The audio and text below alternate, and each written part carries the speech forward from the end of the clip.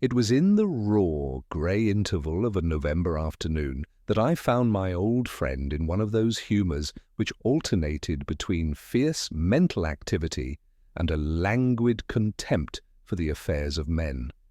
The fire glowed low, the violin lay upon the table, with the bow across its strings like a sword on a soldier's bier, and Holmes himself, long and lean, occupied the corner of the settee with his eyes half closed and his fingers steepled under his chin.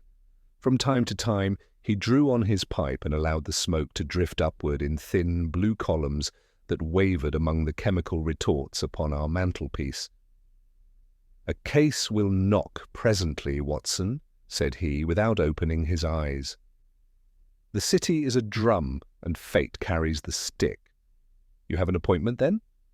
"No, only the evidence of a cabman's wheel." He pointed indolently to the lower pane of our bow window.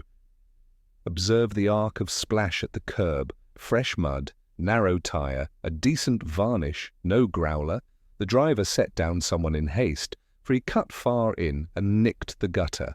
Our bell, the tinkle had scarcely died when Mrs. Hudson announced, 'Lady Eugenia Armitage.' Our visitor was a woman of perhaps 28, very fair and very composed, yet with that strained composure which suggests that the whole person is held together by will alone.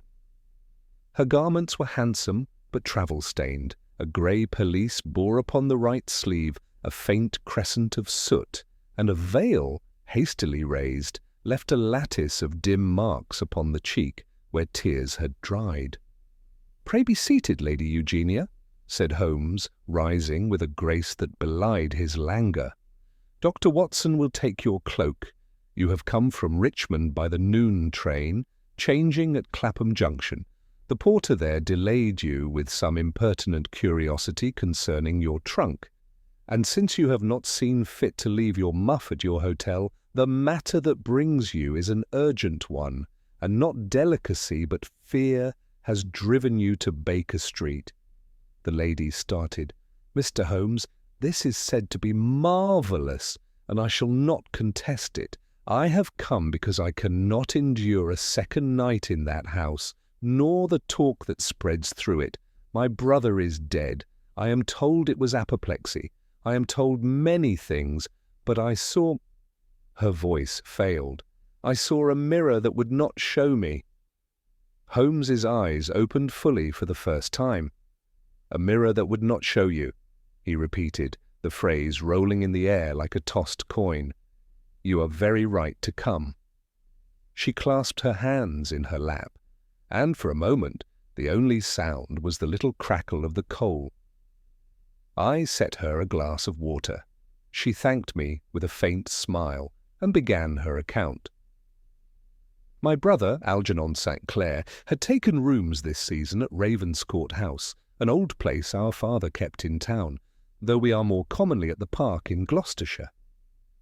He collected oddities, Mr. Holmes, optical instruments, lantern slides, mirrors from Venice and Bohemia, things of that kind.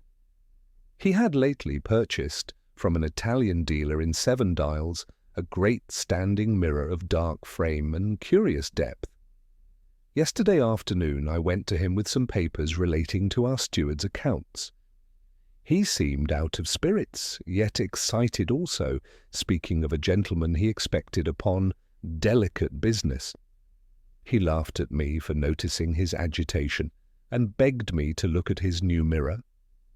I stood before it.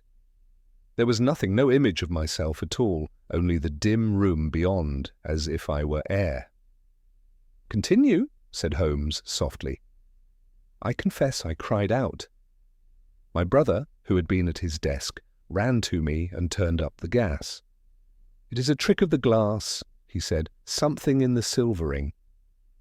Then he laughed again in a dreadful, forced way, and pushed me from the door, begging me to amuse myself below until this caller had come and gone.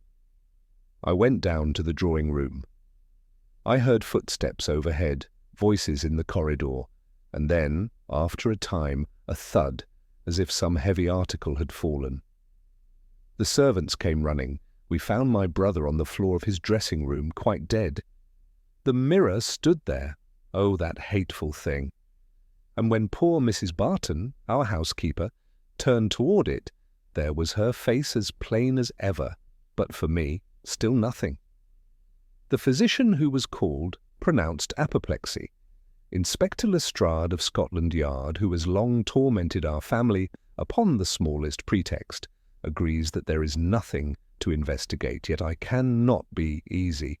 There were such strange circumstances, a smell in the room like vinegar, a soot mark upon the lampshade, and Algernon's watch lying stopped, though the key was still warm in his pocket. "I beg you will come." Holmes had listened without moving, but now he rose, crossed to our visitor, and, with that punctilious courtesy which was in him whenever a woman sat in sorrow, placed a chair nearer the fire. "You have done wisely, Lady Eugenia. Before we consent to the easy prejudices of apoplexy, we shall look for ourselves. A few questions, if you please. Your brother, was he a man of robust health?" "Too robust," said she with a tremulous smile. "He hunted like a schoolboy, and would race the very mail coach for a wager." "Any enemies? Do men who traffic in curiosities not meet many sorts? But none that I knew. He was rash in his bargains. There is a person lately in his orbit, an illusionist or charlatan, calling himself Professor Mirabilis, who performs with mirrors at the Tivoli. My brother was amused by him." Holmes's fingers, which had been idle at his lapel, gave the smallest of taps. "Professor Mirabilis. Remarkable modesty. You spoke of a smell like vinegar."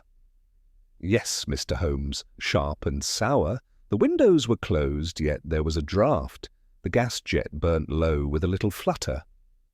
"And the mirror?" "Describe its position."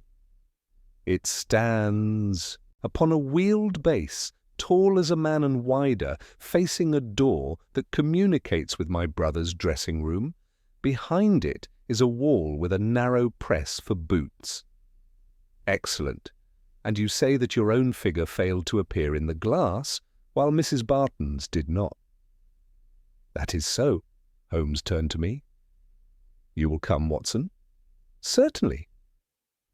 "Then 5 minutes to make our arrangements." He went to his chemical corner, sniffed at 2 bottles in succession, and reached for his lens and a tapestried case of instruments. "Your sleeve, Lady Eugenia," he added with an apologetic inclination. "I observe near the cuff a dust as of finely ground glass. You handled the mirror?" "I touched its frame, only for a moment." "Quite. You have also kept late hours. The stitching of your glove has stained your finger where the dye ran in the damp, and the edge of your veil shows the tiny salt dust of a riverside wind. You crossed, then, from the embankment, not from your hotel near the Green Park. Forgive me, I make these notes because they will be of use later." She looked at him with a species of awe. "You see everything." "Enough," said he. "And sometimes the rest comes." He drew on his coat. "One last matter, the expected caller. Did you see him?" "No, I heard a man's voice only once, in the corridor, a deep voice. I could not catch the words." "Lestrade is at Ravenscourt House now." "He comes and goes. He is very sure that the matter is ended." Holmes smiled, that thin, wolfish smile which I have learned to associate with the scent of the quarry. "When Lestrade is very sure, I am moved to lace my boots. Come, Watson. Lady Eugenia, your courage does you honour. We shall be at your house within the hour, and I promise you at least this.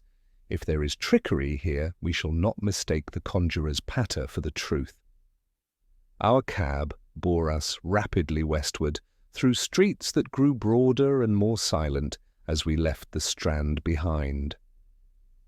Holmes sat with his chin upon his breast, his eyes fixed upon the middle distance, and I knew by the stillness of his long frame that his mind was at its coldest and most lucid. Once only did he speak. "You noted the vinegar, Watson?" "I did. Acetic fumes used, among other things, in the cleaning of glass and the preparation of certain photographic plates. You noted also the soot upon the lampshade? Yes. An imperfect flame, a gas disturbed by a draught or by admixture. Couple that with a mirror that denies a lady's reflection and acknowledges a housekeeper's, and we are among our old friends the showmen. There is, you will recall, a theatrical ghost who depends upon a pane and a lamp. Pepper's ghost, I cried, but what has that to do with poor St. Clair? That is precisely what we are going to learn. Ravenscourt House presented, even from the street, that melancholy air which attends a dwelling lately struck. The blinds were half drawn, a constable loitered at the door, and within the hall a hush lay upon the place as upon a sick room. Lady Eugenia led us up the main stair to a corridor where, at the far end, a pair of folding doors stood open. Beyond them we could see a corner of the fatal mirror, its frame carved in vines and grotesques.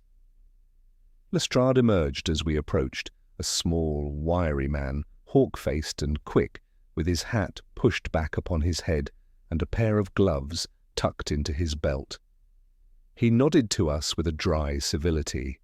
"So it's you, Mr. Holmes. I might have expected as much. You'll find very little here to interest you." "Then I shall be brief," said Holmes. A man of excellent health dies suddenly in his dressing-room. A smell of acetic acid is present. A gas lamp smokes, and a mirror behaves in a fashion at once selective and absurd. You have found no mark of violence? None. There's a slight bruise at the throat we take for a shaving cut, and a scratch on the wrist where he must have dragged against a buckle as he fell. His watch stopped at 5:10. His valet heard him moving at about that time. No weapon, no disturbance, doors locked upon the inside. I should call it neat if it weren't so ordinary. Ordinary, Holmes repeated with that purring intonation which always set me on the alert. And yet the most ordinary of mirrors has the good manners to reflect any lady of quality. May we look? Lestrade made a gesture of resignation and stood aside. We entered the dressing-room. It was a long chamber, panelled in dark wood, with a window at one end that looked upon a narrow mews. The great mirror stood upon its wheeled base, a little angled toward the inner door. On the table beside it lay the dead man's brushes. A silver-topped bottle emitted the faintest sting of vinegar when Holmes lifted its stopper and waved it delicately beneath his nostrils. A lamp-shade, stained an ugly brown, leaned askew upon the gas jet. Holmes's movements became quick, precise, noiseless. He crouched, raised the hem of the window curtain with a finger, examined the sill and the joins of the floor, and then went to the mirror itself. For a long half-minute he stood before it, not looking into its surface, but at the line where frame met glass. His lens flashed. He blew very lightly, and there came away upon his breath the ghost of a filament, some fine, almost invisible thread that stretched from the frame's inner edge to the doorpost beyond. "Watson," said he, without taking his eyes from the thing, "be so good as to stand where Lady Eugenia stood and tell me what you see." I took my place. To my astonishment, the mirror yielded up the room, the door, and the pale, keen face of my friend, and not myself at all. I confess the sight set a chill in me. "It appears," I stammered, "to have a will of its own." "Not will," said Holmes, "arrangement." He straightened, and with 2 fingers plucked at the cord I had scarcely perceived. Somewhere within the frame there was a faint click. Holmes's eyes shone. "Lestrade," he murmured, "you may wish for your own satisfaction to call this apoplexy for an hour longer. I shall not quarrel with a man's desire for comfort, but I begin to suspect that Mr. Algernon St. Clair received his visitor after all, and that the gentleman, being of the theatrical profession, has left behind him the sort of calling card such persons prefer, An effect. He glanced once more at the smoky lampshade, at the silver-topped bottle, and at the grooves worn faintly in the floor where wheels had bitten deep. "Come, Watson, before we pronounce upon the dead, we must learn what is living behind this glass." Holmes's fingers scarcely left the thread before his lens returned to the frame, tracing a narrow slot hidden among the carved vines. "A slide," he murmured, "worked by this cord at the jamb, interposing a second plate. Note the faint scouring where a pulley once ran. This mirror has been used often." He uncapped the silver-topped bottle and inhaled. Acetic acid, mild enough for cleaning plates and encouraging a smoky flame. Our performer preferred atmosphere. Lestrade edged nearer with a sceptical sniff. "A collector's toy. The man frightened himself to death." "You are never more gallant, Inspector, than when you cling to one hypothesis," Holmes returned with a faint smile. "Watson, kneel and sight along the lower edge." I obeyed. What had seemed a single pane separated itself at that angle into two, the nearer tilted inward by a hair. Between them a wedge of ebon wood held a hairline gap, and a dark cord ran into the frame. "Now," said Holmes, drawing the cord, "place a low lamp here and darkness beyond. With a subtle shift, the operator chooses between reflection and transparency. Thus, a lady may be denied her image while another, properly placed, appears. Pepper's ghost, domesticated." "Where is your operator?" Lestrade demanded. "He isn't here." "And therefore had reason to be elsewhere," Holmes replied. He slipped his blade beneath the wedge, the inner plate sighed down upon its bedding, and a tiny roller clicked. "Let us complete the circuit." At the window the catch was firm, yet the sill bore two clean crescents in the dust, not beneath the latch but either side, as though a narrow stand had been set there. Between the boards below, something glinted. "A tripod's foot," Holmes said. "Camera or lantern, vinegar to brighten a plate, a smoky jet to veil transitions. Our man required a draught."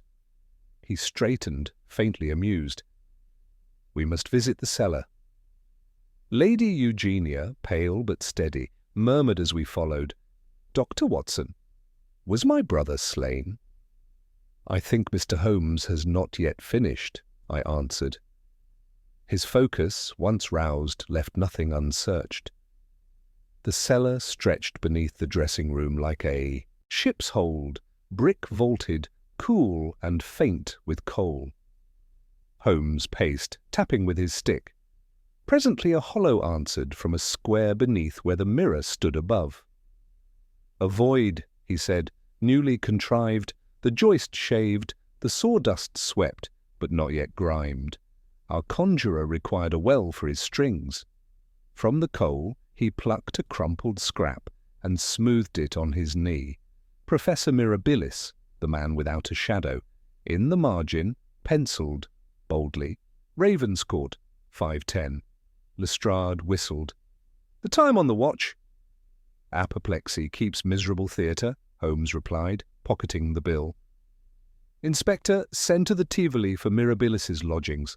Ask if any assistant has lately vanished. Now, above, there's a point I must confirm." He went to the shaving stand and breathed upon the glass. A dim bloom crept over it, from which a crescent smear appeared where a thumb had pressed. He repeated the act on the tall mirror's edge. The film there revealed a similar mark, broader and more diffuse. "The same hand prepared both," said he, "but the small glass bears the fresher touch. Our visitor armed himself here." Lady Eugenia covered her eyes. "To what end? To terrify me?" "To terrify, or to force a posture at which a certain instrument could be applied." He turned to me. "Watson, your ear to the throat." I knelt. There was no sound, of course, yet beneath my fingertips the skin bore a faint roughness, a narrow abrasion running across and vanishing as though cut away. "Not a buckle," Holmes said, forestalling Lestrade's protest. "But a loop. Catgut compresses savagely and cuts little. Applied from behind, it can silence a man in a heartbeat and leave scarcely a sign." He crossed to a violin case upon the mantel, lifted a bow, and ran a finger along the first string. "New gut, faintly sour with ascetic vapour. Our showman came as musician, set his apparatus, played his part, and left his cue." Lestrade's mouth tightened. "You accuse with shadows." "I infer from threads," Holmes replied evenly. "An appointment at 5:10 was kept by a man versed in optics. Whether murderer or mere expert, we shall learn when we know who profited by Mr. St. Clair's death. Before chasing a man, we must catch his motive. Lady Eugenia, I require your brother's papers, ledgers, letters and bills for curiosities, a list of servants with their habits, and the names of any creditors. The smallest habit can prove a pulley when the right cord is drawn." She rose with quiet resolve. "You shall have the keys. Mrs. Barton keeps the strong box." "One final trifle," Holmes said at the door. He drew it near and stood where the cord had hung. "Were I to hide in the void below, draw the plate, and set a lamp there, even a stout heart might falter. If a loop stood ready," he glanced at the dead man, "a watch might stop in the act of tearing it away." There was struggle, brief and silent. "The smear upon the lampshade is no accident. A smoky jet masked the deed. The coal dust beneath the table shows a left knee's print. Our operator crouched here to finish his work." His thin, wolfish smile flickered. "When conjurers err, they leave threads. Come, Watson, we shall pull them from the strong box first." Mrs. Barton, a grave and elderly woman with an air of quiet dignity, met us in the study where the late Mr. St. Clair had kept his accounts. The lamps burned low, and the odour of sealing wax still lingered in the air, mingling oddly with the faint trace of vinegar from the upper floor. Holmes seated himself at the escritoire, his long fingers moving lightly over the surface, before he took the ring of keys Lady Eugenia handed him. One by one he opened the drawers, the click of metal echoing faintly in the sombre room. "Observe, Watson," he said in that low tone which betokened concentration. "Our friend was methodical to excess. Bills here, dated and cross-referenced, letters tied by month. Yet these gaps, here and here, between February and April. Something removed deliberately, not neglected." He drew out the remaining papers, among them a sheaf of correspondence on heavy cream paper, embossed with a device like a serpent coiled round a mirror. "The seal of Professor Mirabilis, if my memory of the Tivoli posters serves me. Let us see how far the illusion extends upon paper." The first note was a florid advertisement for an exhibition entitled "The Man Without a Shadow," promising experiments in reflective science and the disassociation of image from substance. Holmes smiled slightly. "A self-description as confession. He who can part shadow from man may attempt to part life from body." Another letter followed, more private, the writing cramped and urgent. "Sir, the instrument will not respond without the full charge. The phosphor plate must be renewed. I shall bring the replacement by Friday at 5:10 precisely. I trust the payment will be ready." Monsieur Holmes tapped the hour. 5:10, the very minute of the death. Payment for a service that required a phosphor plate. Our friend upstairs did not purchase a mirror. He purchased an experiment. He handed the letter to Lestrade, who had followed us down with reluctant curiosity. The inspector frowned. "A stage trick, that's all. You can't hang a man for conjuring." "No," Holmes replied, "but one may hang him for combining conjuring with strangulation. The phosphor plate suggests projection, the vinegar smell a fixing agent. Mr. St. Clair stood too near a mechanism meant for display. It misfired, or was made to misfire. a man's life extinguished in the flicker of an image. He turned to Lady Eugenia. "Your brother's interests extended to the occult." "He delighted in novelty," she said softly. "But of late he seemed possessed. He spoke of a mirror that shows the soul beneath the skin. I begged him to destroy it. He laughed at me." Holmes's eyes gleamed in the lamplight. A dangerous laugh. "Vanity is the magnet that draws such men to ruin. They fancy themselves discoverers when they are but specimens under another man's lens." From the bottom drawer he lifted a leather folio marked Ravenscourt Experiment. Inside lay diagrams of a mirror with notations in the late man's bold hand, angles, ratios, and a curious formula involving light refraction. Interleaved among the pages were receipts from the Tivoli Theatre, purchases of gas mantles, concave glass, and a crate of chemicals shipped under the name A. St. C. Lestrade gave a grunt. "Enough to arrest Mirabilis, perhaps." Holmes shook his head. "Arresting him now would only drive him to vanish into the smoke of his own illusions. We must let him believe himself unseen.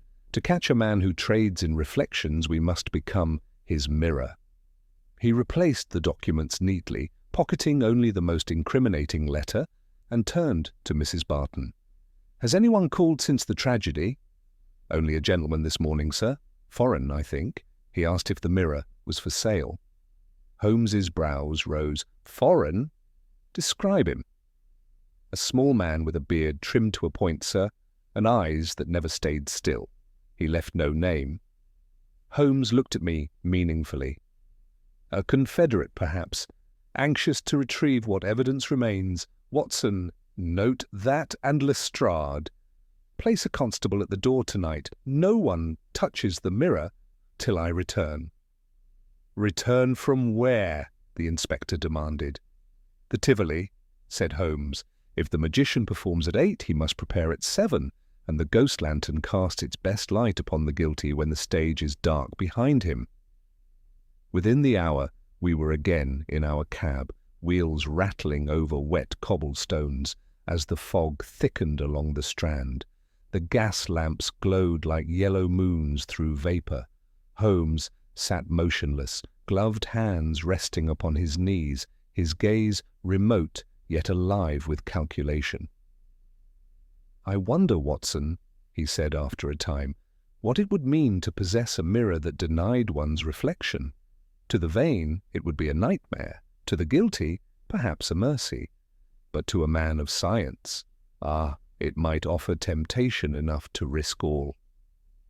He drew from his pocket the letter signed M and studied it once more. "A phosphor plate renewed. Do you see, my dear fellow, how the mechanism might operate? A thin film treated with chemicals becomes translucent under heat. A draught cools it and the image returns. To the ignorant, the effect is sorcery. To the informed, deadly." "And you think St. Clair was murdered by such a device?" "I think he was suffocated by the hand that made the device possible. The mirror was bait, the death, necessity. Our Italian performer collects not only applause but silence. I shall need to see how he handles his ghosts in public before deciding which belongs to him." The cab drew up before the Tivoli, its facade ablaze with posters. "The Great Mirabilis, Master of Reflections." Crowds pressed toward the doors. Laughter and the thin notes of a mechanical organ floated into the fog.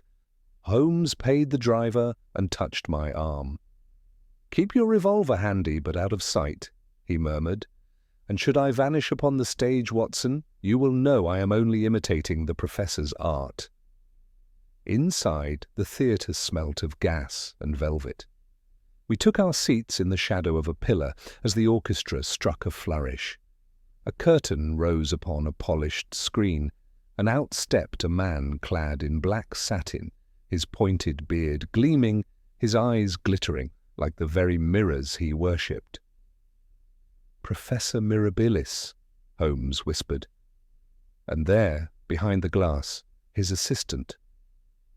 The magician bowed deeply to the audience and declared, "Ladies and gentlemen, tonight I shall show you the miracle that unites the seen and unseen, the mirror without a reflection."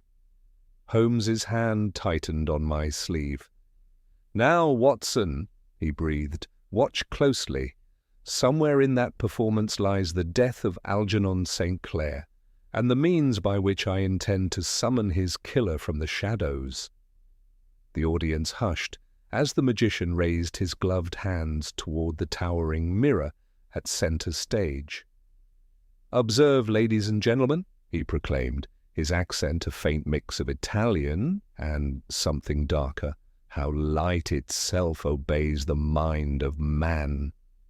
A ripple of applause swept through the hall. The orchestra gave a tremulous chord, and a hush followed. Holmes leaned forward, his eyes fixed upon the frame. I felt the pressure of his hand against my arm, warning silence. Mirabilis stepped aside with a theatrical bow. "I present to you the mirror without a reflection." The curtains drew back to reveal a colossal glass, identical in structure to the one at Ravenscourt House. The audience gasped as, one by one, figures stepped before it, each reflected perfectly until the magician himself approached. Then, in a shimmer of light, his image vanished. A murmur spread through the theatre. The orchestra struck again, and Holmes's lips curved in a grim half-smile. "Crude stagecraft," he whispered. "But note the precision, that lamp behind the drape. See the flicker? There lies our mechanism." As the demonstration continued, Mirabilis gestured toward a large wooden crate at the back of the stage. "This device," he said proudly, "will tomorrow be delivered to a distinguished patron of science who seeks to unveil the hidden dimensions of the soul." His words struck Holmes like a whip crack. "The mirror at Ravenscourt House," I breathed. "Precisely," Holmes muttered. "Our distinguished patron has already paid, in blood."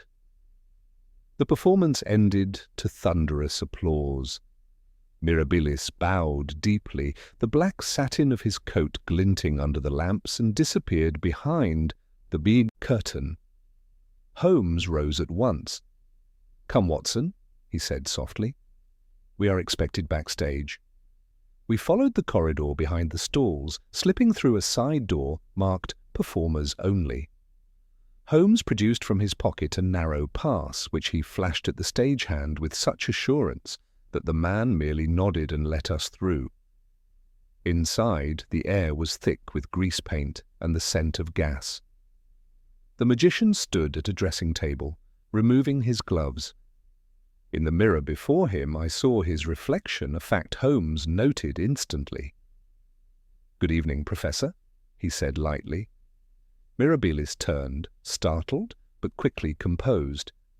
"I fear, sir, you intrude upon my preparations." "I am accustomed to intruding," Holmes said. "It is, in fact, a professional failing.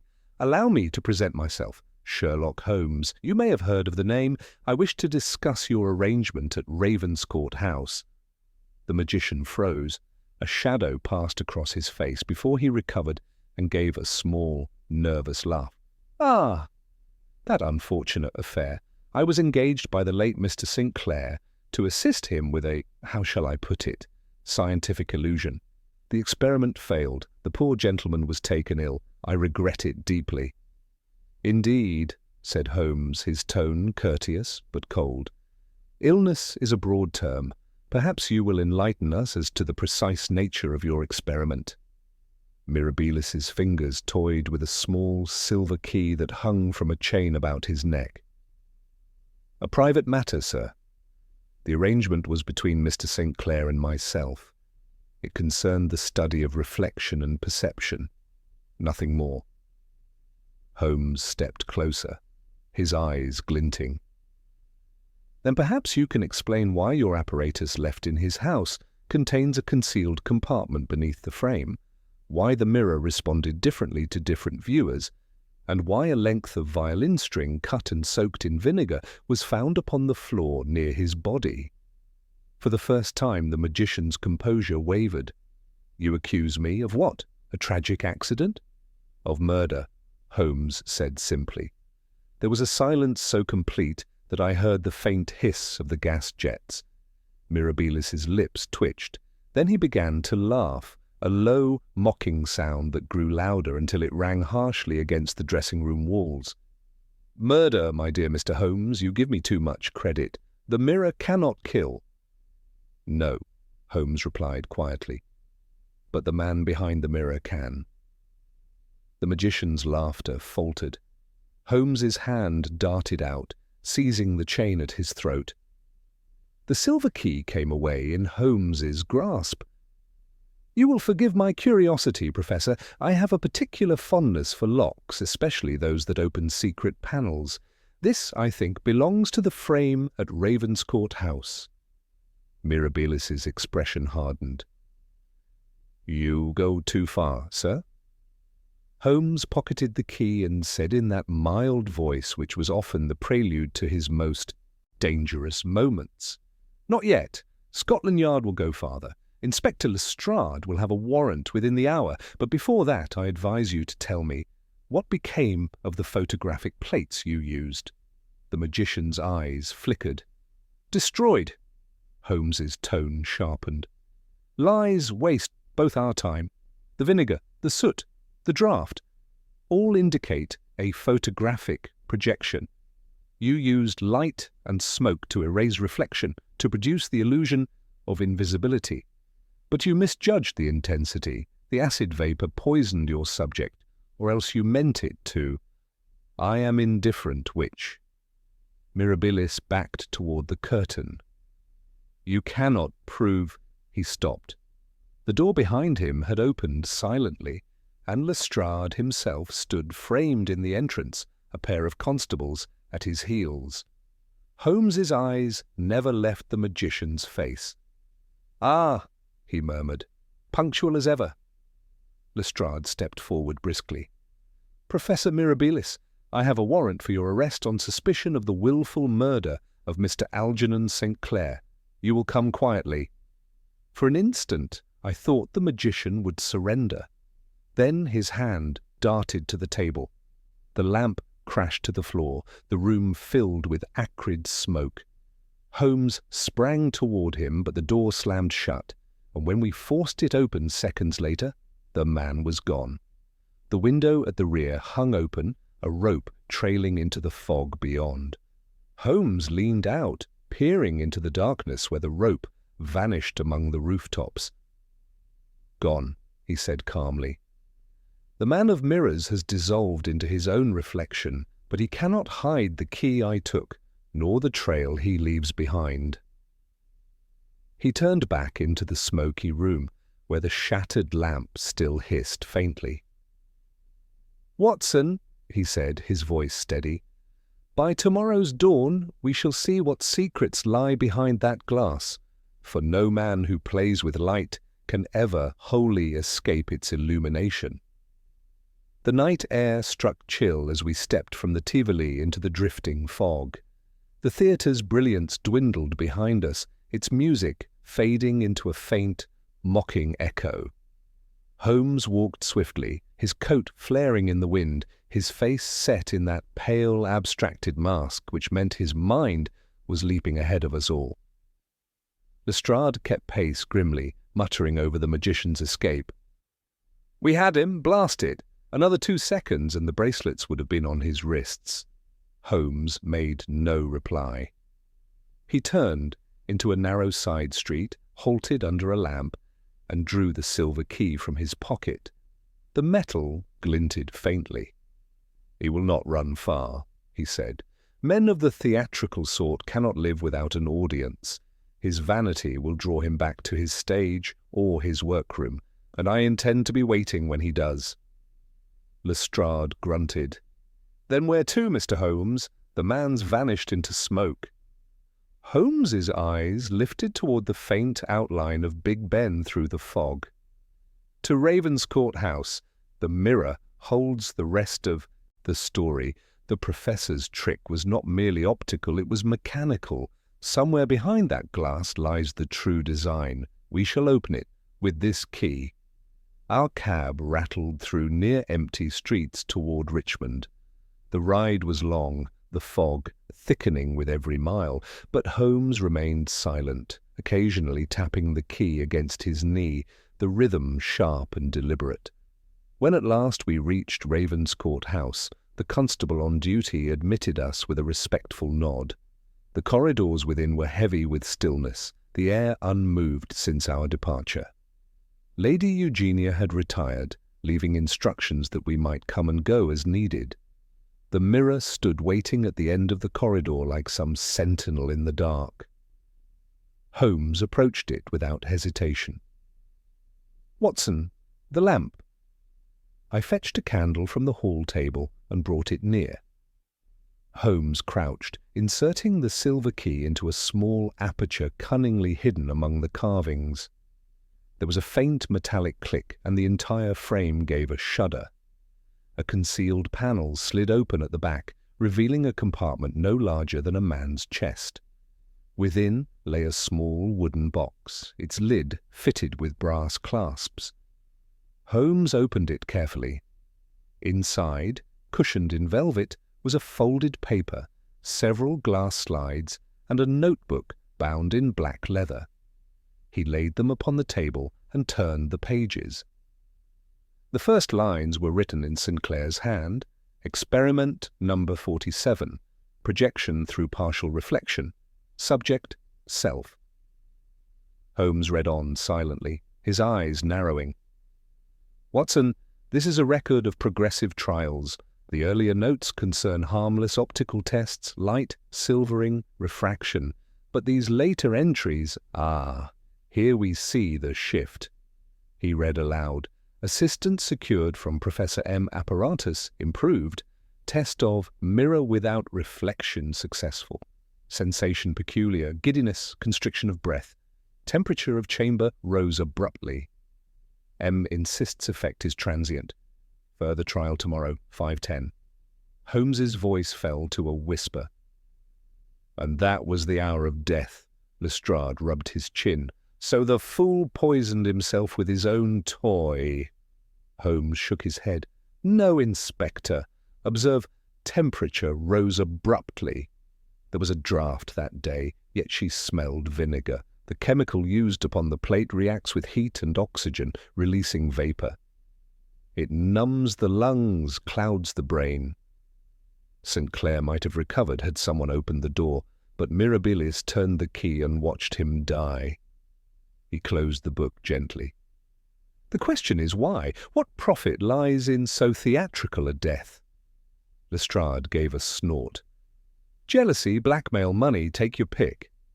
Holmes smiled thinly. "Perhaps. Yet the professor's interest in mirrors was more than mercenary. He believed, or affected to believe, that they revealed more than surface. Such men are dangerous precisely because they half convince themselves of their own superstition." He lifted one of the glass slides to the candlelight. The image upon it was faint but discernible, a man's face distorted, blurred, almost spectral. "A photographic plate," Holmes said softly, but developed in haste. "This, Watson, may have been exposed at the moment of the fatal experiment." He slipped it into his pocket. "We shall have it properly examined in the morning. For now, let us secure the mirror. The key belongs to evidence, and I would rather the professor not reclaim his property in the night." Holmes turned the key again, locking the panel, and pocketed it once more. We had scarcely turned toward the door when the constable's footsteps echoed up the stair. His face was pale. "Beg pardon, sir, there's been movement in the garden. Someone near the back wall. I thought at first it were the wind, but, well, the gate's swinging, and there's footprints in the gravel." Holmes was already moving. "Come, Watson, lanterns!" We hurried through the kitchen passage into the damp night. The garden stretched dark and silent save for the rustle of leaves. Holmes stooped near the wall where the constable pointed. "Fresh impressions," he murmured, holding the lantern low. "A man's weight, heel deep. He climbed here recently. Note the smudge upon the brick, grease or soot." He touched it with his fingertip and sniffed. "Coal oil. He's been handling a lantern." "Mirabilis?" I asked. "Who else?" "He returns to retrieve what he thinks I have overlooked. I suspect we are about to witness the final act of his performance." A faint metallic creak answered him from the upper floor, the corridor above where the mirror stood. Holmes's head snapped up. "He's inside. Watson, up the main stair. Quickly!" We ascended 2 steps at a time, the boards creaking under our haste. At the corridor's end, the door to the dressing room stood ajar, and the flicker of a lamp showed through the crack. Holmes motioned for silence and edged forward. Within, the magician knelt before the mirror, the lamplight painting strange reflections across his face. His coat was torn, his eyes wild, the fine theatrical poise replaced by desperation. "Too late, Professor," Holmes said quietly from the doorway. Mirabilis spun round, the lamplight trembling in his hand. "You, curse you! You've taken it! My key, my discovery—" "Your crime," Holmes corrected. "The mirror is sealed. You cannot erase what it has shown." The magician's gaze darted between us, cornered. "You do not understand. He betrayed me, stole my design. It was mine first. He promised me fame, but he meant to patent it in his own name. I meant only to frighten him, to make him faint, to humble him before he could rob me, but he fell too quickly, too quickly." His voice broke into a strangled sob. "It was an accident." Holmes's tone was like steel. "An accident carefully arranged and locked behind a door. That is murder, Professor." Mirabilis lunged suddenly toward the mirror, seizing the lamp. "Then let the mirror tell it again," he cried. He hurled the lamp against the glass. The flame burst in a roar of light. Shards flew, the room filled with choking smoke. We dragged him back as the frame toppled and shattered. Holmes flung the window wide, coughing, and through the grey haze we saw the man collapse, weeping amid the ruin of his creation. Holmes stood over him, breathing hard. "Watson," he said, "fetch the constable. The illusion is ended. The mirror without a reflection has at last reflected its maker." For a long moment we stood amid the wreckage, the smoke curling about us in ghostly tendrils, the broken fragments of the mirror glinting like cold fire on the floor. Lestrade and the constable burst in, coughing and shouting for light. Holmes, his face streaked with soot, motioned them to silence. "He's alive," he said curtly, bending over the collapsed figure of Professor Mirabilis. The man stirred faintly, his breath ragged, eyes rolling toward the shattered mirror, as though unable to look away. "Take him, Inspector, but handle him gently. He has broken his glass, and with it his mind." The constables lifted the trembling magician, who muttered disjointed phrases, half confession, half delirium, of light, vengeance, and the soul caught between reflections. As they bore him from the room, Holmes watched in grave silence, the set of his jaw betraying neither triumph nor pity. Only when the door closed did he turn toward me. "The final illusion, Watson," he said quietly. "And like most illusions, it ends in smoke." The last of the fire was smothered, the charred remains of the lamp extinguished. Holmes, his gaze travelling over the wreck, crouched beside the remains of the frame. "Careful where you step," he murmured. "These fragments may yet speak." With delicate precision he picked up a large shard, tilting it to the faint candlelight. "Observe, Watson. Do you see this thin film along the back? Not simple silvering, but a chemical layering, photographic. The man meant to capture not mere reflection, but refraction of a certain intensity. It was a dangerous folly, yet a brilliant one. He straightened, dusting his hands. Curiosity and vanity, the twin thieves of reason. He wanted to make men believe he could rob them of their own likeness. Instead, he robbed himself of sanity. How often, my dear fellow, does science fall prey to the same conceit when wonder outweighs wisdom? I could not but agree, though the tragedy of the scene moved me deeply. And Lady Eugenia, I asked, what will she learn of her brother's end? Holmes's expression softened. She shall hear the truth, but only enough of it to bring peace. The sordid details of Mirabilis's madness are better confined to our notebooks. Let the official verdict speak of an experiment gone awry, not of calculated murder. The law will punish the rest. Lestrade returned as Holmes spoke, his habitual sharpness subdued by the night's events. He's in custody, Mr. Holmes, raving fit to tear the cell apart. Keeps crying for his mirror and shouting that his reflection won't forgive him. The inspector wiped his brow. I'll have to send for a physician at once. Holmes nodded absently. Do so, and have the photographic slides delivered to Scotland Yard's laboratory. There may yet be something upon them that proves his guilt beyond dispute. Still chasing proofs after he's confessed? Lestrade muttered.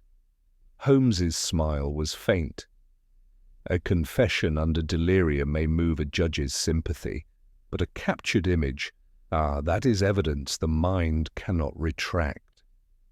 He turned again to the mirror's remnants, selecting from the floor a narrow strip of blackened brass, curved at one edge. Here, Watson, the slot where the string once passed. Note the groove, it wore deep from repeated use. Our friend rehearsed his mechanism many times before the fatal night. No improvisation here, but premeditation of the coldest kind. Dawn began to grey the windows before we left the house. The fog outside had thinned, and the first light of morning fell across the garden where our cab waited. As we drove back to Baker Street, Holmes sat silent, his hat pulled low, his features drawn in reflection, as sombre as any I had seen upon him. At last he spoke, more to himself than to me. A man may polish glass until it shows everything around him, but never himself as he truly is. That, Watson, is the real mirror without reflection. We reached Baker Street as the milk carts began to rattle past, and the paper boys called the early editions. Holmes went directly to the fire, throwing himself into the armchair with an exhaustion that was more mental than physical. I poured him coffee and said nothing until he looked up from the steam with a faint smile. You observe my silence, Watson, and mistake it for melancholy. On the contrary, I am composing the logical sequence of this singular affair. Let us ensure the record is complete before sentiment clouds it.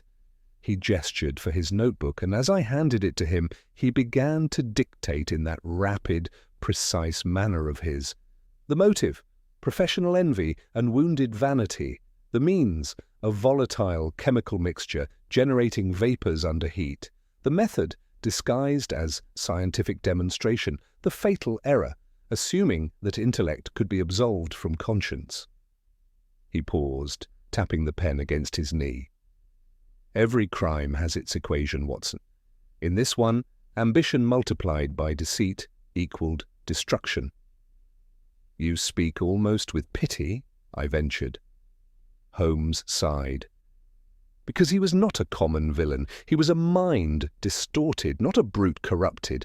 I have met thieves who steal for hunger and liars who lie for love, but rarely a murderer who kills for pride. A part of invention. There lies the tragedy. He loved his craft more than truth.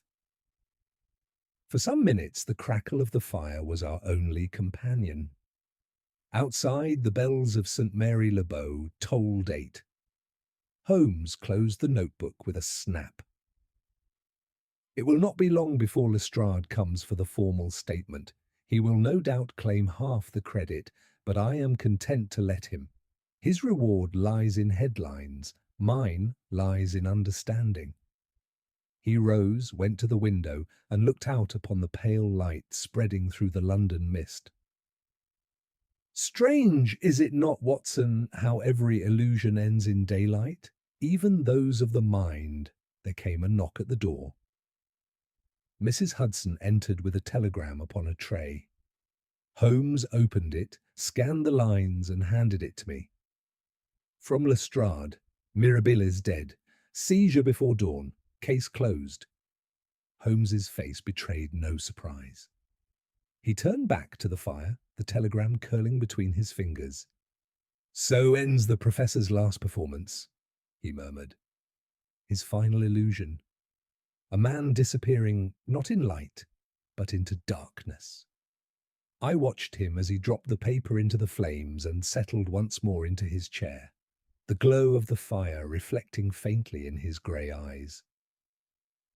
You will write it up, Watson, he said after a moment. Call it what you will, but let it remind those who read it that even the keenest light casts its own shadow. And so I wrote it down, as faithfully as I could, though even now, when I recall that long night at Ravenscourt House, I cannot look upon a mirror without wondering, however absurdly, whether behind the glass something unseen still waits, watching, without reflection. For several days after the affair at Ravenscourt House, Holmes spoke little of the case. He kept to his chair before the fire, his gaze fixed on the smoke that curled upward like the ghosts of unspoken thoughts. London life flowed past our windows, cabs rattling, newsboys shouting. But within our sitting room, a curious stillness prevailed. I could see that something in the business of the mirror continued to trouble him, though he refused to name it. One morning, however, as the frost lay thick upon the roofs and the sound of the street sweepers drifted faintly from below, he broke his silence. Watson, he said abruptly, the death of Professor Mirabilis has closed the visible chapter of this case, yet I am not satisfied. I looked up from my newspaper. Not satisfied? Surely the man's confession, the physical evidence, and his death leave nothing unexplained. Holmes shook his head slowly. There is always something unexplained. The human mind dislikes loose ends, yet nature has a perverse habit of leaving them dangling. Consider, for instance, this telegram from Scotland Yard. He tossed me a crumpled slip that had lain beside his violin. It read, Slides developed. One plate bears image of two figures, second indistinct, possibly female, taken night of death. Lestrade. Holmes leaned back, his long fingers steepled. Lady Eugenia told us she saw no visitor. The servants heard a man's voice only once. Yet this plate shows two figures. Either Lestrade's assistant mishandled the exposure, or there was another presence in that room at the hour of Algernon St. Clair's death. I frowned. You mean an accomplice? Perhaps not an accomplice in crime, but certainly in circumstance. I would know who that second figure was. He rose, suddenly, his energy restored. We shall call upon Lady Eugenia once more. There is a question I neglected to ask her. An hour later, our cab drew up before the St. Clair townhouse in Kensington. The winter sun slanted through the tall windows, giving the place a melancholy gentleness. Lady Eugenia received us in a small drawing-room, her morning gown simple but elegant. She greeted Holmes with grave courtesy. I confess, Mr. Holmes, she said, that I thought the matter finished. The papers say the magician died in prison. Surely there is nothing more to uncover. On the contrary, Holmes replied, bowing slightly. I believe your brother's final hour may have included a witness of whom you are unaware. Do you recall, Lady Eugenia, anyone else who might have entered that room, or anyone your brother trusted implicitly? She hesitated, her hands clasping the arm of her chair. There was one person. my brother's fiancée, Miss Clara Hartridge. She was with us for tea that afternoon, but she left before the evening. She was fond of him, too fond, I sometimes thought. He told me she would return the next day to see his great discovery, but she never came. Holmes's eyes narrowed. Miss Hartridge, you have her direction. She resided in Bloomsbury, Montague Street, number 9. Holmes made a note and rose. You have helped me more than you know. One final matter, your brother's estate. Who inherits? Only myself. Clara had no claim. Precisely, said Holmes softly. Yet grief often drives the living toward the dead in ways logic cannot account for. I thank you, Lady Eugenia. Outside, he hailed a cab. Montague Street, Watson, quickly. As we rolled through the busy streets, he explained, if Miss Hartridge was present after Lady Eugenia departed, and if Mirabilis's device was indeed active, the photograph might have captured her silhouette. That would explain the second figure.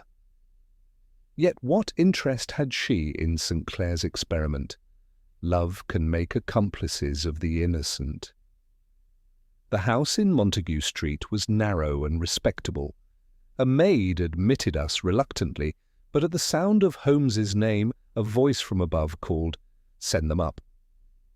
We found Miss Hartridge seated by the fire in a small parlour, her face pale and drawn, her eyes ringed by sleeplessness. "You have come about Algernon," she said at once. "I feared you would." Holmes bowed. "We come only for the truth, madam." "You were with Mr. St. Clair on the day of his death?" She nodded. "Yes.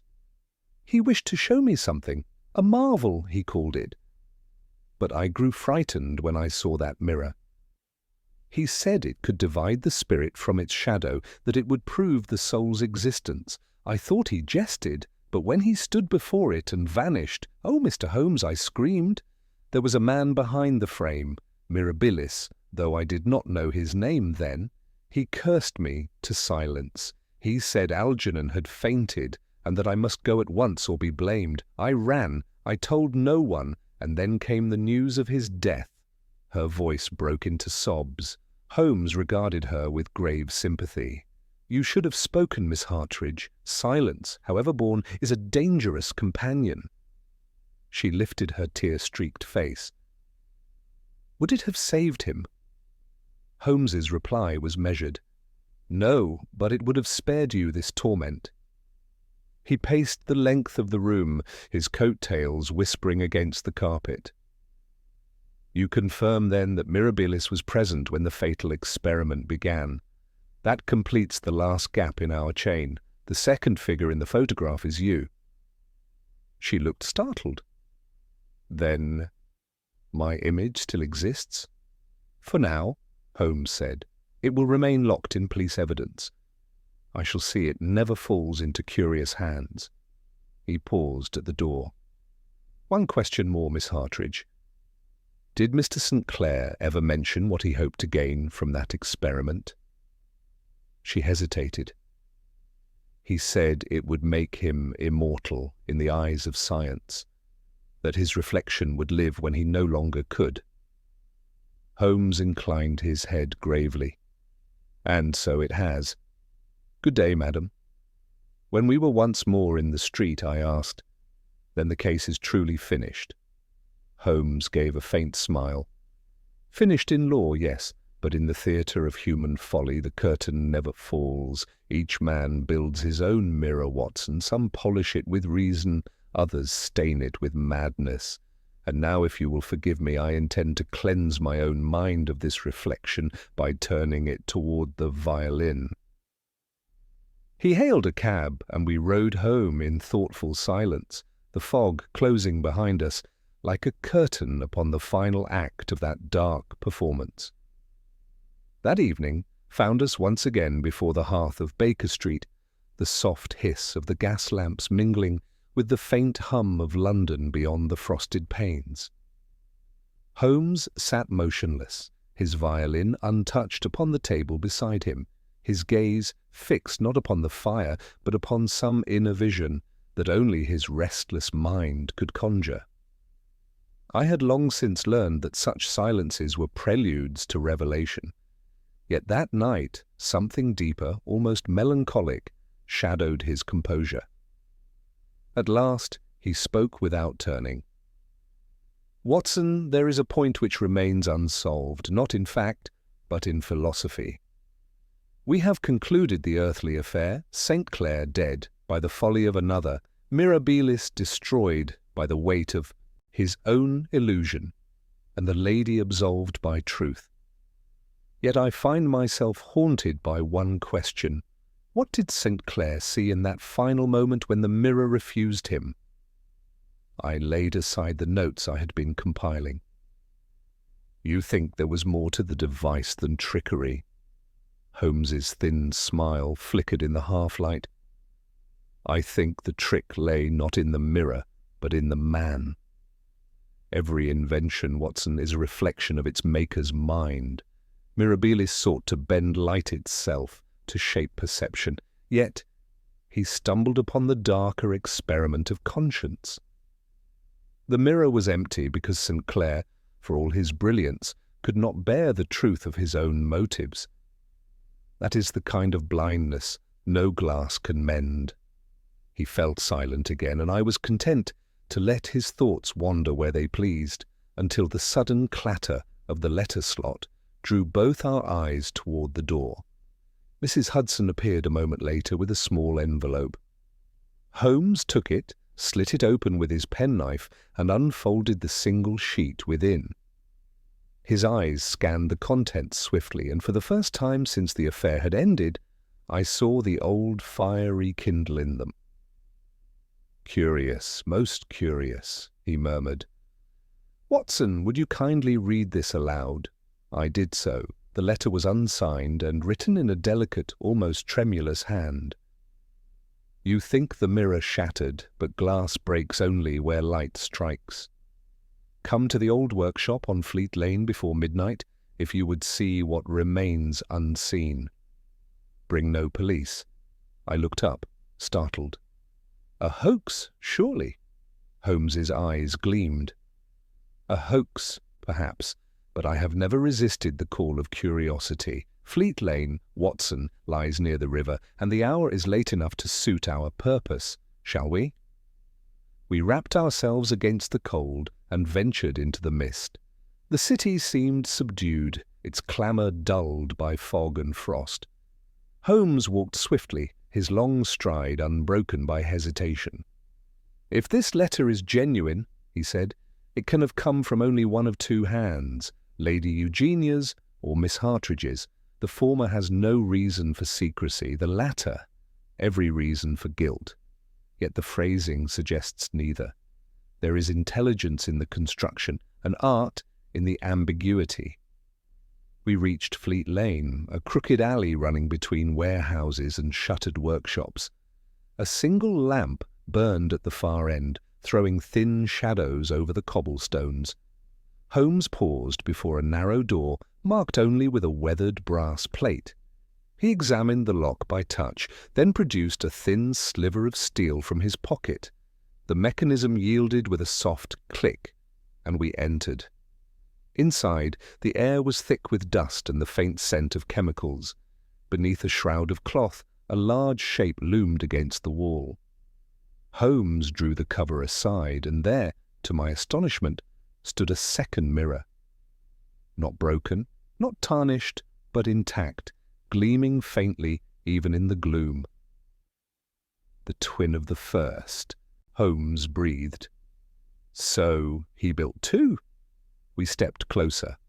Upon the lower frame, etched faintly in the brass, were the initials A.S.C., and beside them, as though added later, Monsieur Holmes ran his finger over them thoughtfully. "A partnership engraved in metal, Watson, proof of a shared creation. But whose workshop is this? Not Mirabilis's. His lodgings were searched. Not St. Clair's. He kept nothing outside Ravenscourt. Someone preserved this deliberately." A floorboard creaked behind us. Holmes turned sharply, his revolver already in hand. From the shadows at the rear of the room stepped Miss Hartridge. Her face was pale as the glass beside her, her eyes hollow with sleeplessness. "So you came?" she whispered. "I feared you would not." "Miss Hartridge," Holmes said evenly. "You sent the letter?" "Yes." Her hands trembled, though her voice was steady. "I could not rest, knowing there was another mirror. I found it in the professor's storage room before he died. He meant to destroy it, but I could not let him. It is the only proof that Algernon's mind was not consumed by madness. This mirror works as he intended. It shows the spirit's light, not the body's." Holmes regarded her keenly. "Madam, I have seen too many ghosts to mistake phosphorescence for a soul. You believe this mirror reveals more than reflection, yet it reveals only what the mind projects." "Then look," she cried, stepping before the glass. Her image wavered, shimmered, and vanished. I gasped involuntarily, for the spot where she stood seemed to tremble with faint light, as though the air itself burned. Holmes, unmoved, strode to the frame and ran his hand along the side, feeling for hidden chords. As I thought, the professor's apparatus is replicated perfectly. Twin plates, chemical treatment, a concealed lantern below the floor. The illusion endures while the fumes remain unspent. "Step aside, Miss Hartridge. You endanger yourself." She did not move. "You cannot destroy it. It is all that remains of him."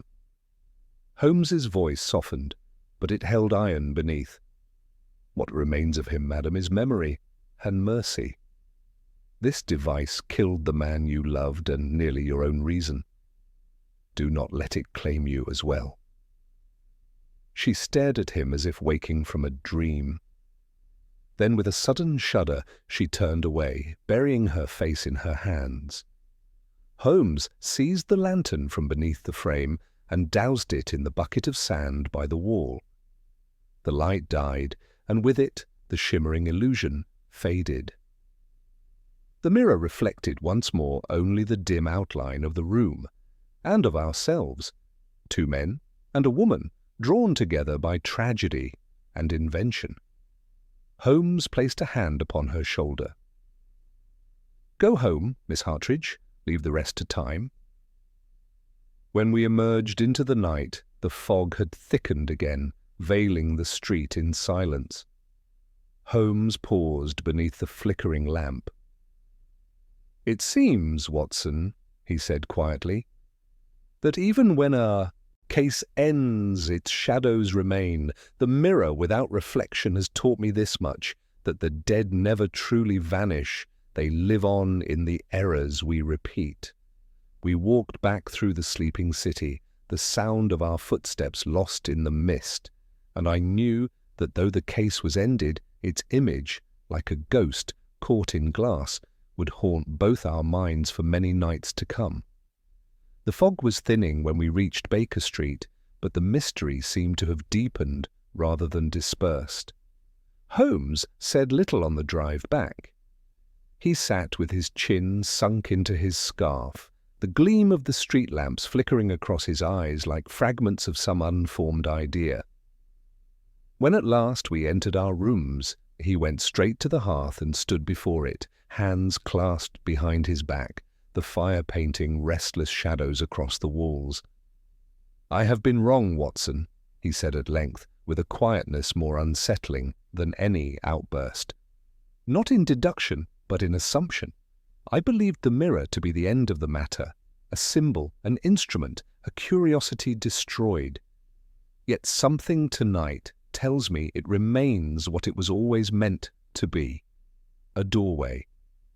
"A doorway, Holmes?" I repeated, startled. "Surely you don't imply it." "I imply nothing supernatural," he interrupted, though his tone carried a strange weariness. "But doorways are not confined to the occult. Every invention that alters perception opens some door between truth and illusion. Mirabilis opened one, St. Clair walked through it, and Miss Hartridge nearly followed. What concerns me, my dear Watson, is who now stands on the other side." I could not answer. The events of Fleet Lane had shaken even my medical rationality.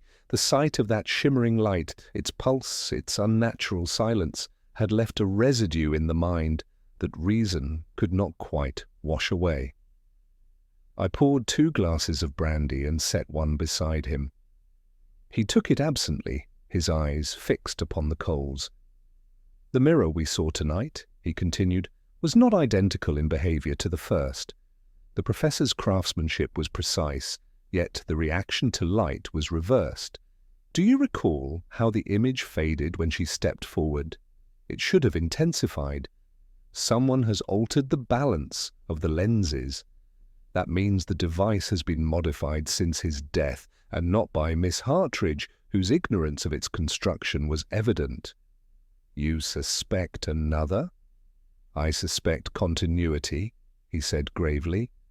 "Mirabilis may have perished, but his circle did not end with him. He performed regularly, employed assistants, apprentices, stage mechanicians who would have inherited his secrets. One of them may have reclaimed the design, perhaps even the mirror itself before tonight." I stared at him. "But why reveal it to us?" He smiled faintly. "Because knowledge, like guilt, seeks an audience. Whoever sent that letter wished me to see the mirror alive again. It was a summons, not a warning." He paced the floor, the movement quick and restless. "I shall send word to Lestrade to have Fleet Lane searched at first light. In the meantime, I mean to trace the professor's past, his partners, his patrons, any theatre that employed his illusions. There is always a paper trail for those who crave attention." The following morning, we were at the yard. Lestrade, looking somewhat bleary from lack of sleep, greeted us with his usual mixture of irritation and reluctant admiration. "You've stirred up a fine business again, Mr. Holmes." My men searched Fleet Lane, found the place deserted, the mirror gone. "But we did discover this." He handed over a small envelope smudged with soot. Inside was a playbill dated 6 months earlier. "Mirabilis and Company, Masters of the Invisible Flame." Beneath, in smaller script, appeared the name Lucien Davenant, assistant and engineer. Holmes's eyes kindled. Lucien Davenant, yes, I recall that name. He designed the mirror's mechanical frame, if memory serves. A man of some scientific education, dismissed from the University of Lausanne for certain eccentricities. He looked up sharply. "Has he been traced?" Lestrade shook his head. "Vanished after Mirabilis's arrest. We thought him gone abroad." "Then he has returned," Holmes murmured. "Fleet Lane was his workshop. It was Davenant who lured us there last night, Watson. The phrasing of that letter, the precision, the irony, it was his mind speaking through the page." He turned to Lestrade. "Issue a watch for him, but do not arrest. A frightened scientist is a dangerous quarry. A curious one can be led. If he wishes an audience, he shall have it." That evening, Holmes resumed his post at the window, scanning the street below. "He will come," he said, quietly. "Men like Davenant always do. They crave acknowledgement. To recreate another man's genius is intoxicating. To have it witnessed by the one intellect capable of understanding, that is irresistible." It was near midnight when the cab halted outside. A shadow crossed the lamplight, paused at the door, and then a knock sounded. 3 measured taps. Mrs. Hudson answered, and moments later a man stepped into our sitting room. He was tall and lean, his features sharp, his eyes burning with the fever of obsession. He bowed slightly, his voice smooth but tremulous. "Mr. Holmes, you expected me." Holmes inclined his head. "Mr. Davenant, I believe." The man smiled faintly. "You are perceptive, sir. I have come to complete what Mirabilis began. He misunderstood the principle. I have perfected it. The mirror is reborn, and through it, mankind shall conquer perception itself." Holmes gestured to a chair. "You risk much by returning to London. Mirabilis's legacy is tainted by death." "Death?" Davenant's eyes flashed. He lacked control. The mirror's energy requires balance, two minds, two reflections, to stabilize the field. Alone, he destroyed himself. Together, we could prove the impossible. He leaned forward, his voice dropping to a conspiratorial whisper. "I have rebuilt it, Mr. Holmes, a new lens, purer than before. Come and see it for yourself. Stand before it, and you will understand what light conceals." For a heartbeat, Holmes regarded him with that intense, hawk-like stillness I knew so well.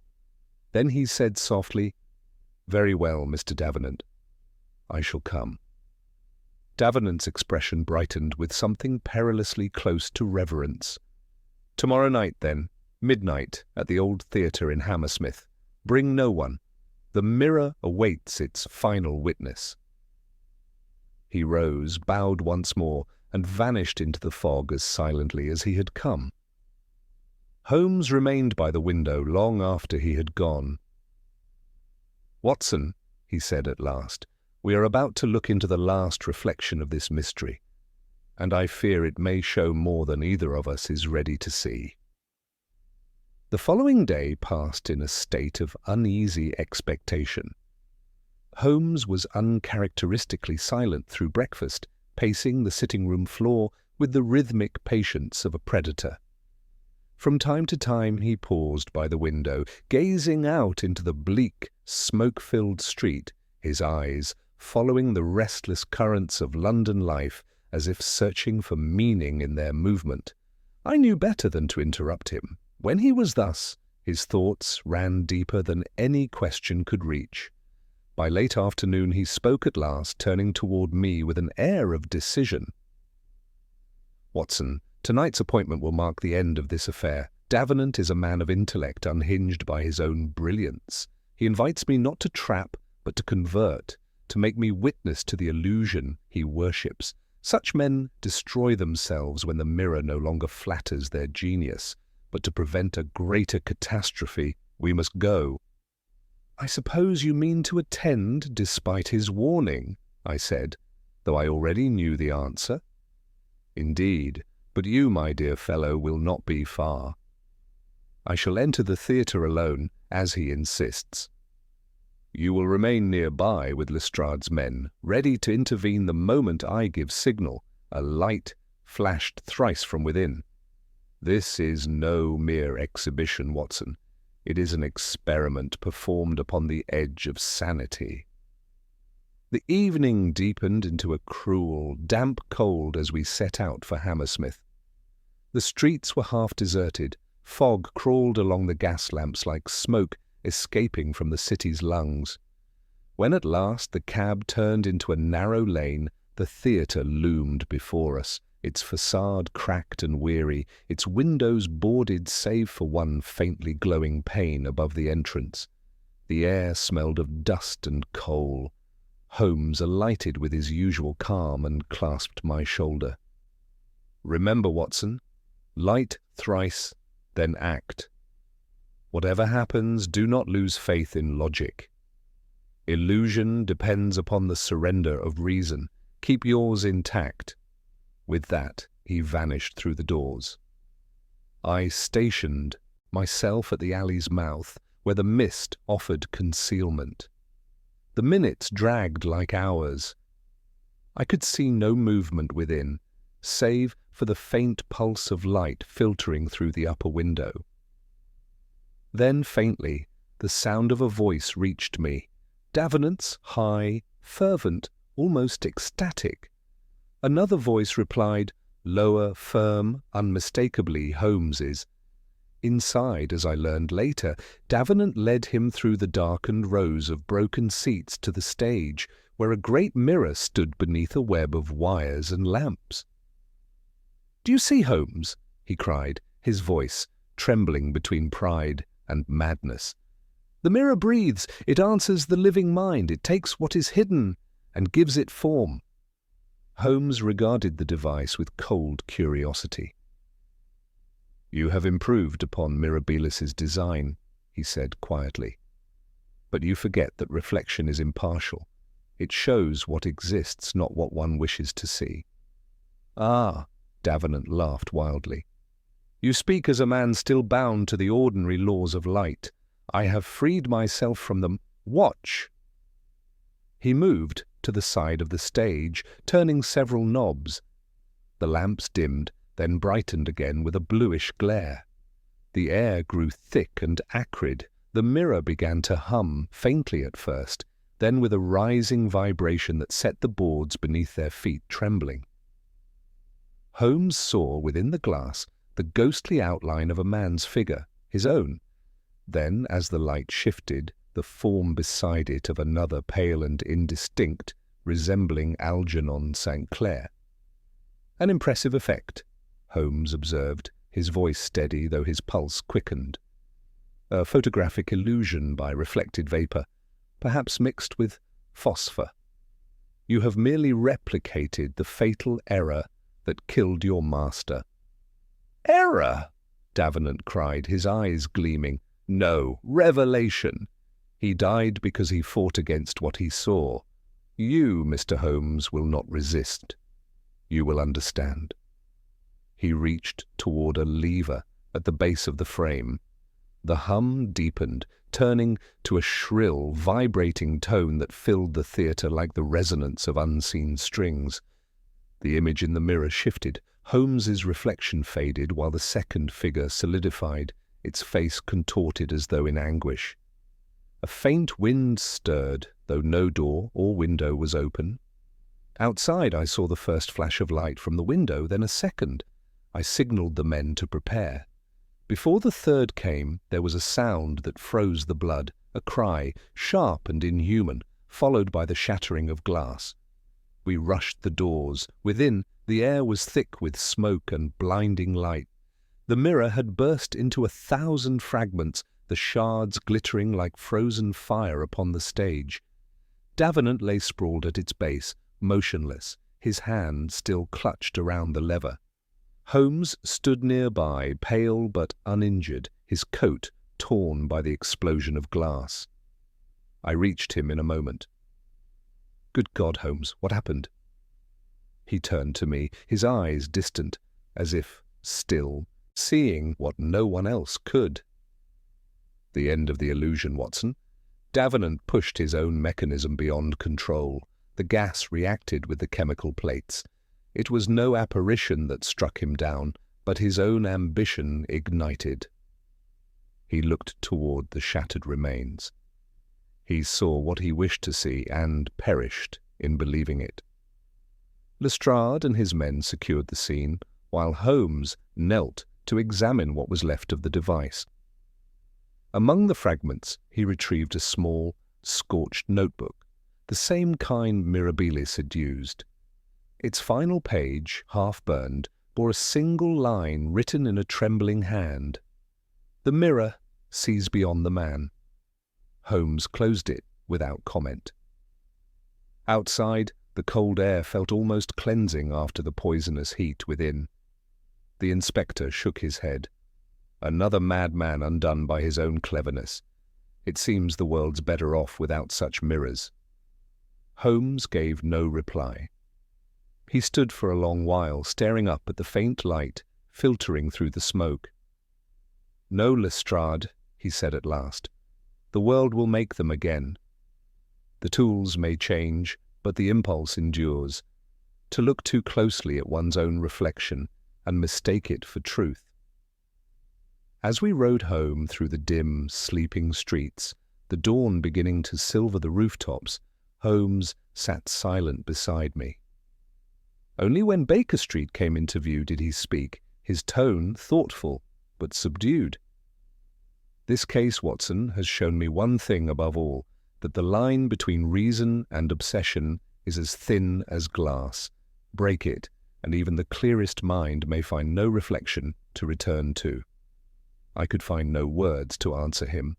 The cab rolled on through the waking city, and behind us, somewhere in the haze of London's morning, the fragments of that cursed mirror caught the first pale light of day, scattering it into 1,000 ghostly reflections that faded one by one into silence.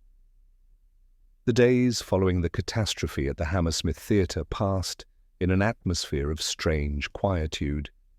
The newspapers, starved for sensation, printed fragments of the story: a fatal experiment, a scientific illusion, the death of a brilliant but erratic inventor. But the true tale of the mirror without reflection remained, as ever, confined to the privacy of Baker Street. Holmes refused every request for comment, sending Lestrade's inquiries and the press alike away with nothing but the barest facts. For my part, I felt the lingering unease of one who has looked too closely into the hidden machinery of the human mind and glimpsed the peril that lies within it. Holmes spent the better part of those days in his chair, the faint smoke of his pipe coiling upward like a private veil between him and the world. He read little, spoke less, and when at last he stirred, it was only to remark, "The mirror is broken, Watson, but the idea it represented will surface again." Men are ever drawn to the temptation of seeing what should remain unseen. I nodded, recalling Davenant's fevered eyes, Mirabilis's madness, and the tragic curiosity of Algernon St. Clair. "And what did they truly see, Holmes?" I asked quietly. "You said once that reflection is impartial, yet each man's ruin came from what the mirror showed him." Holmes smiled faintly, though there was no triumph in it, only a weary wisdom. "What they saw, my dear fellow, was themselves. The mirror's trick was only the simplest kind, one of suggestion. A shift of light, a trembling lens, a breath of vapour, and the mind supplies the rest. But to the guilty it became conscience, to the vain, glory, to the ambitious, revelation. It was not the invention that killed them, but what they brought to it, their own distortions. The device merely returned their thoughts, magnified by their own desire to believe." He rose then and crossed to the window, parting the curtains just enough for the weak February sunlight to spill across his features. "You see, Watson, that is the eternal danger of intellect unmoored from reason. One begins by questioning nature and ends by defying it. Mirabilis thought to master light. Davenant sought to command truth itself. Each became prisoner to his own reflection. For a long while we stood thus, the fire snapping quietly behind us, the streets below carrying on in their eternal indifference. Then Holmes turned, and a flicker of his old humour softened the gravity of his tone. "There is comfort, however, in the constancy of human folly. It allows one to make accurate predictions. I foresee that the next man to toy with invisible forces will meet the same conclusion, and that I, unfortunately, shall again be summoned to catalogue it." I laughed despite myself, and he joined me with a short, dry chuckle before sinking once more into his armchair. The light fell full upon his lean, hawk-like features. The sharp lines of intellect returned to their accustomed repose. "Do you intend to write this case, Watson?" he asked presently, with that curious half-smile he reserved for such occasions. "I shall," I said, "though I confess I scarcely know what to call it. The matter began with science, turned to murder, and ended with philosophy." "Then let the title reflect all three," he said quietly. "Call it The Case of the Mirror Without a Reflection, for that, indeed, is what it proved, a tale of men who gazed too long upon themselves and found nothing looking back. Outside, a faint wind stirred the fog, brushing against the window like the sigh of the city itself. The street sellers cried their wares, a cab clattered by, and somewhere, faint and distant, the bells of St. Paul's marked the turning of the hour. Holmes refilled his pipe, struck a match, and for a time the only sound was the soft rasp of smoke and the ticking of the clock upon the mantel. Then, almost absently, he said, "Strange, is it not, Watson? For all the illusions of science and art, it is still the human heart that deceives most thoroughly. The world builds its mirrors to understand itself, but the wisest man is he who knows when not to look." He said no more. The fire sank low, the fog deepened beyond the window, and I felt, as I so often did in his company, that peculiar mixture of awe and melancholy which attends the close of his most extraordinary cases. There was nothing left to add. The mystery had ended, yet its meaning would linger. I took up my pen to record it while its shadow still rested upon my mind. And thus ended the case of the mirror. Without a reflection, a story of light and illusion, of vanity and reason, and of one man's unerring pursuit of truth in a world forever clouded by the distortions of its own making.